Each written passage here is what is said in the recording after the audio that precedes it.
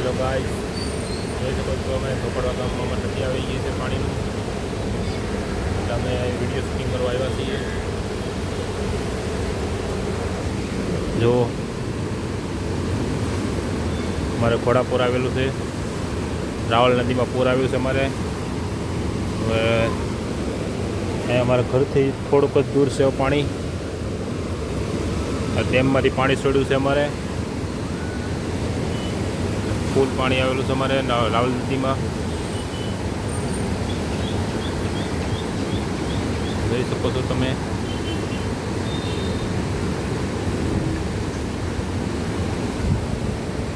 Comment કરીને કહી દેજો કેવો લાગ્યો અમારો વિડીયો. લાઈક, ફોલો અને શેર કરતા રહેજો. કોમેન્ટ કરીને કહેજો કેવો લાગ્યો છે અમારો વિડીયો.